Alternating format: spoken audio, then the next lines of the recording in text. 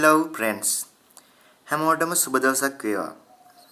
අද දවස විතරක් නෙවෙයි ජීවිතයේ සෑම දවසක්ම සුබ වෙන්න කියලා ප්‍රාර්ථනා කරනවා. මෙහෙමයි යාළුවනි. මම ඊයේ තමයි මේ YouTube කලාවට ආවේ. right. හරිද?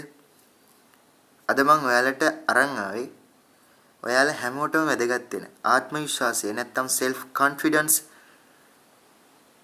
එක අපිට මීටින් එකකට යද්දි ජොබ් එකකට යද්දි ඒ සඳහා ඇප්ලයි කරද්දි සහ ජීවිතයේ ගොඩක් තැන්වලදී අවශ්‍ය වෙන දෙයක් තමයි මේ ආත්ම විශ්වාසය නැත්තම් self confidence එක කියන්නේ.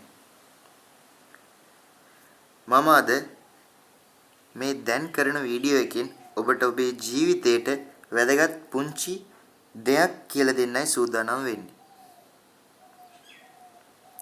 ඒ නිසා මම ඔයාලගෙන් ආදරෙන් ඉල්ලනවා මාත් එක්ක රැඳී ඉන්න. ඔබ ඉහළ ආත්ම විශ්වාසයක් ඇතොත් පමණයි ඔබට ඔබේ ජීවිතේ ජයග්‍රහණය කරන්න පුළුවන්.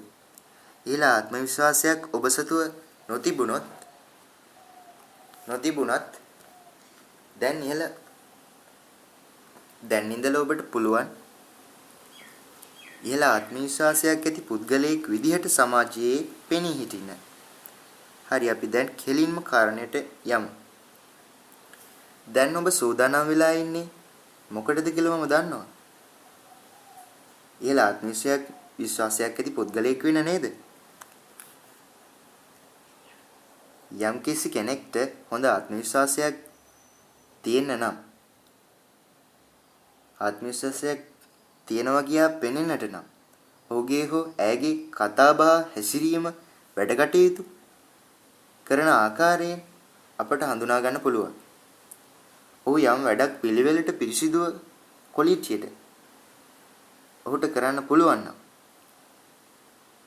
මිනිසුන්ගේ ආකර්ෂණය නොකඩවා ඔහු වෙත ළඟා වෙනවා. ඔහුට ලැබෙනවා.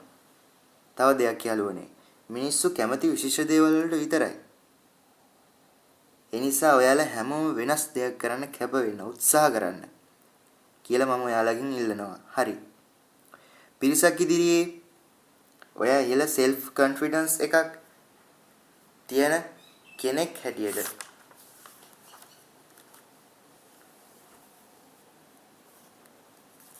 ඉහළ self confidence එකක් තියෙන කෙනෙක් බව හැඟවෙන පළමු කාරණය තමයි ඔයා කොහේ හෝ තැනක පිරිසක් සිටින තැනකදී කොන්ද හකුලුවාගෙන ඔළුව පාත් කරගෙන නිකන් බයෙන් වගේ ඉන්නවනම් ඔබට ආත්ම විශ්වාසය කියන දේ නැහැ. ඇත්තටම ඔබ ගාව ඒක නැහැ. ඒ සඳහා ඔබ විසින් කළ යුතු දේවල් කීපයක් තියෙනවා. ඔබ වේදිකාවකට පිරිසක් ඉදිරියේ හෝ තවත් කෙනෙකු සමග හෝ කතා කරද්දී ඔබගේ හිස කොටස පොළොවට සමාන්තරව නැත්තම් සුජුව තියාගන්න. අනිත් එක තමයි ඔබගේ උරහිස් හකුලවා ගන්නේ නැතුව උරහිස් ඈඩ් කරලා කොන්ද කෙලින් තියාගෙන යටිපතුල් වී හැඩයට තියාගෙන කකුල් අර ජැක් ගහ ගන්නවා කියන්නේ ඒ විදියට නැතුව කකුල් දෙක කෙලින් තියාගෙන වී හැඩයට තියාගෙන යටිපතුල් ඔබට ඒ ආකාරයට ඇඟ සුජුව තියාගෙන ඉන්න පුළුවන් නම් ඔබත් ඉහළ ආත්ම විශ්වාසයක් ඇති පුද්ගලයෙකු බව සමාජය පිළිගන්නවා. හරි.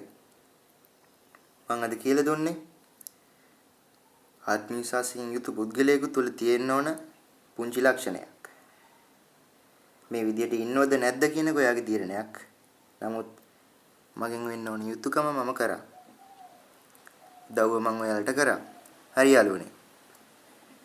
අදට අපි සමගන්නවා ආත්ම විශ්වාසය පිළිබඳව තව වීඩියෝ ටිකක් මම ගේනවා. මම ෆලෝ කරලා තියාගන්න. හැමෝටම God bless you.